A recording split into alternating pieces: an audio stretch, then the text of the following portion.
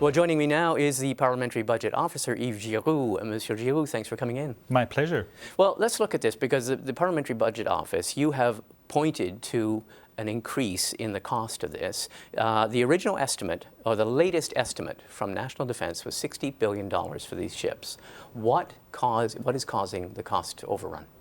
Well, we don't know for sure what's behind the cost estimate of national defense, because they provided us with a range of $56 to $60 billion to procure 15 of these ships. Mm-hmm. And the estimate was provided last time in 2017. The government has not provided a revised estimate since that time. But we had produced an estimate in 2017, and we have updated it. What's changed between these 2 years is the fact that the ships are now bigger. We know that the ship's design is bigger. That drives up the cost, because in naval procurement, the bigger the ship, the more expensive it becomes, obviously.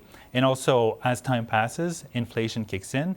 So normal inflation plus defense-specific inflation, and these are the two factors that explain the increase in the cost. Okay, so because we have the final design, we now have chosen a design and it's bigger than previously expected. That's one cost factor. You say delays. Delays can drive an increase. Is there a possibility of yet further delays beyond the $10 billion over that you're forecasting? In other words, could this go even more? It is a possibility, because we have assumed that production would start in 2023-24. So we've assumed a 6-year pre-production phase. If it takes longer, then the costs will be slightly higher. As you delay construction, costs continue to increase, inflation, as I mentioned. Mm-hmm.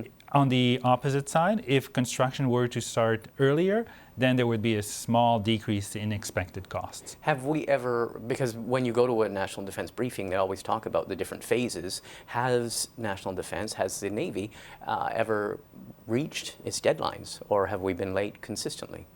Well, it's possible that they have been on time and on budget for some projects, but not being a D&D specialist myself, none comes to mind. Yeah. I have more delays and increases in costs in mind than examples where I could point in the opposite direction. A last question. When the Parliamentary Budget Office first looked at the first estimates for this surface combatant program, the government had said $26 billion. We're now looking at $70 billion. But back then, the PBO said, no, it's going to be twice that. Mm-hmm. Why has this government, the previous government, the Harper government, and now the Liberal government, why have governments gotten it so wrong when it comes to naval procurement?